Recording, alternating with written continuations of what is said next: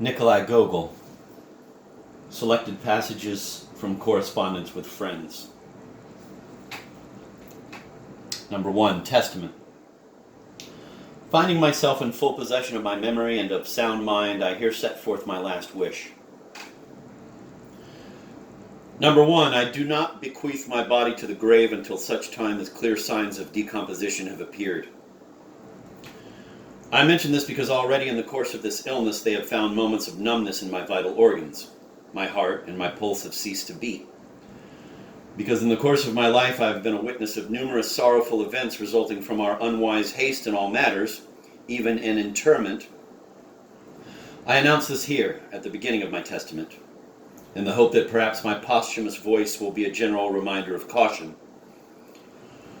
Let my body be delivered to the earth without attention to the place where it lies. Nothing should be associated with my dusty remains. Shame on him who draws any attention to a rotted flesh that is already no longer mine. He is worshipping the worms, nibbling it. I ask rather that my soul be prayed for fervently, and that, instead of all these funeral honors, in my name a simple meal be offered to those who miss their daily bread.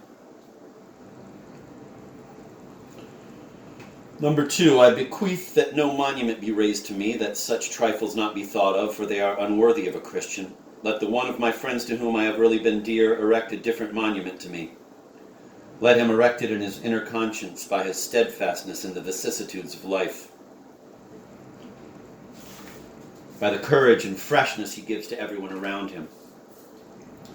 Whoever, after my death, achieves a loftier soul than the one he had during my lifetime will show that he really loved me and was my friend. Only in this way will he erect a monument to me, for I too, although I was weak and insignificant, always encouraged my friends. Not one who has become intimate with me in these last years, not one in his hours of pain and grief saw me despondent, although I too have passed through difficult moments and have not suffered less than others. Let each of them remember this after my death, pondering everything that I have said to him and rereading all the letters written to him a year before.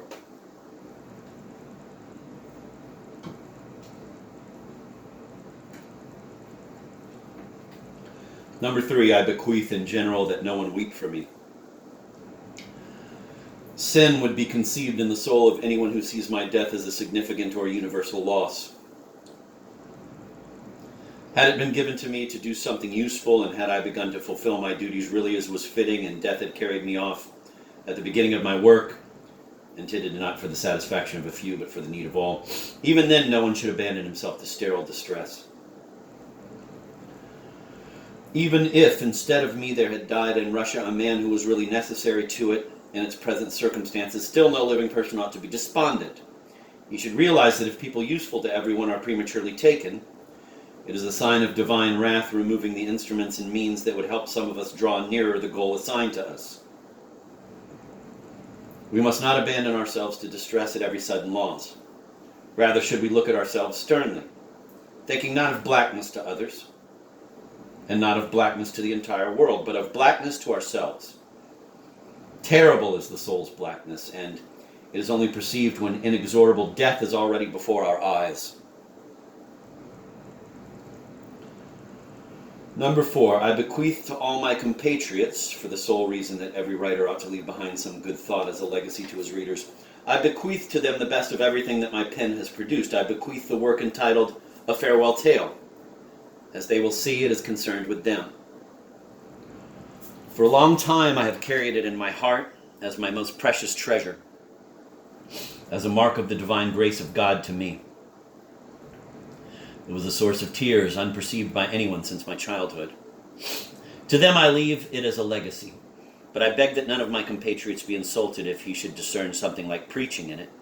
I am a writer, and the duty of a writer is not only to furnish pleasant pursuits for the mind and taste. He will be held accountable if things useful to the soul are not disseminated by his works, and if nothing remains after him as a precept for mankind. Rather, let my compatriots remember that each of our brothers, author or not, has the right, when abandoning this world, to leave us something like a brotherly precept.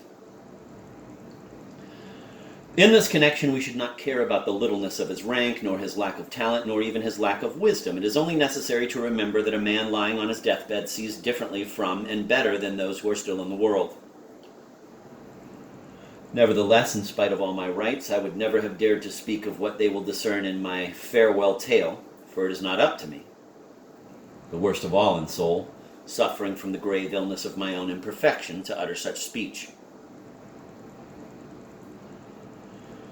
But another major motive impels me. Compatriots, it is fearful.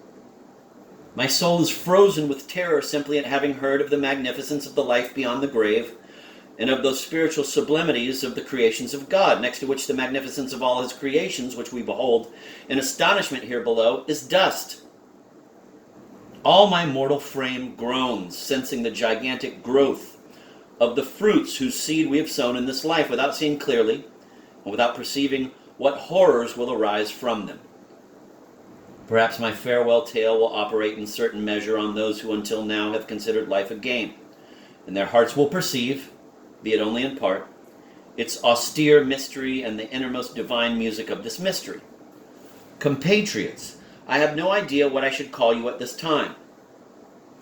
Away with empty propriety. Compatriots, I have loved you. I have loved you with that inexpressible love that God has given me, for which I thank him as for his best boon, because that love has been my joy and my consolation in the midst of my most lacerating sufferings. In the name of that love, I ask you to listen to my farewell tale with your heart. I swear I neither composed it nor imagined it. It arose of itself, out of a soul which God himself educated by ordeal and grief. And its sounds were taken from the innermost powers of that Russian nature, which is common to us all, by which I am related to you all. 5. I bequeath that at my death no one hurry either to praise or censure my work in public newspapers and reviews. All that would be as prejudiced as it was during my lifetime. In my work there is much more to be condemned than to be accorded praise.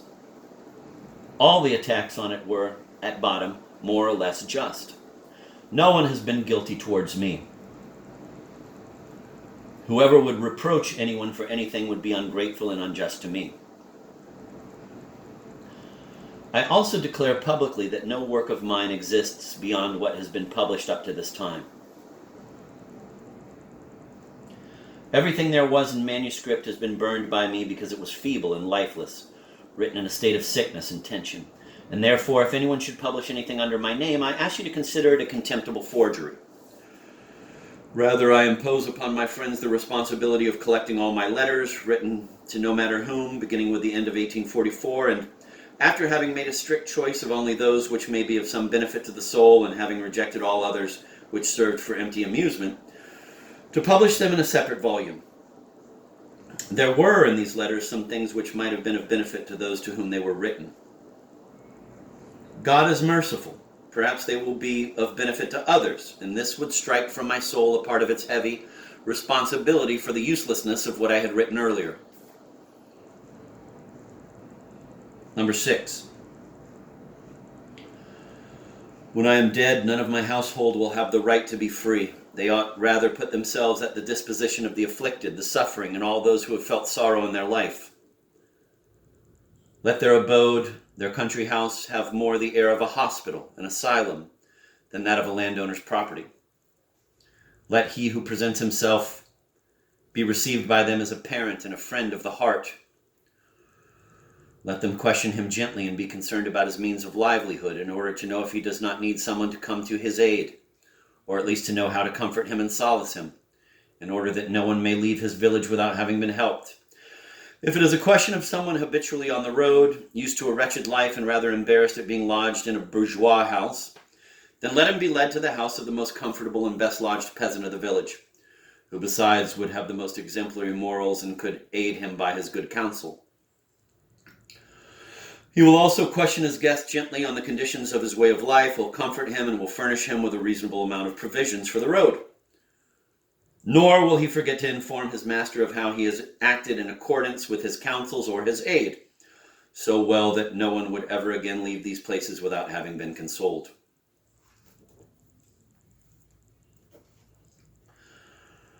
Number 7, I bequeath, but I remind myself that I cannot dispose of some things. Because of my imprudence, my proprietary rights have been stolen from me.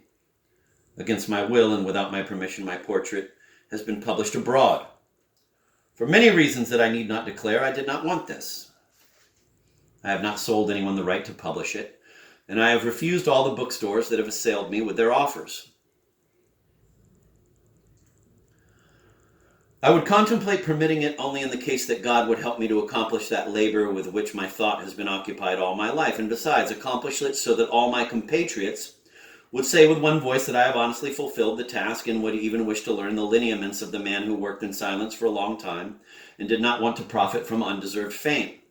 Another circumstance is joined to this one. My portrait could be sold immediately in a great number of copies, which would bring considerable profit to the artist who had engraved it. There is an artist who has labored in Rome for some years engraving the immortal picture of Raphael, the Transfiguration of the Lord. He has sacrificed everything for his labor, a labor destroying, devouring years and health. And he has accomplished it with a perfection, it is now approaching the end, that no other engraver has attained. But by reason of his high price and the small number of experts, this print cannot be distributed in sufficient quantities to pay him back for everything. My portrait would help him. Now my plans are wrecked. Once the image of anyone is published abroad, it is anyone's property, taken up by the publishers of engravings and lithographs. But if it should happen that my posthumously published letters are of some general benefit, even if it be only by their sincere effort to furnish it, and if my compatriots should also want to see my portrait, then I ask all those publishers generously to renounce their rights. Those of my readers who, by a vain fancy for things that have enjoyed a certain fame, will have acquired some portrait of me, I ask to destroy it forthwith upon reading these lines, especially since it was badly done and bears no resemblance to me, and to buy only the one on which will appear, quote, engraved by Yordanov, end of quote. This at least will be a just act, and it will be still more just if those persons who have the means buy, instead of my portrait, the engraving of the Transfiguration of the Lord, which, even in the opinion of foreigners, is the crown of the engraver's art and constitutes a Russian glory. My testament must be published immediately after my death in all the newspapers and reviews, so that no one may in ignorance be innocently guilty towards me and bring reproaches down upon his soul.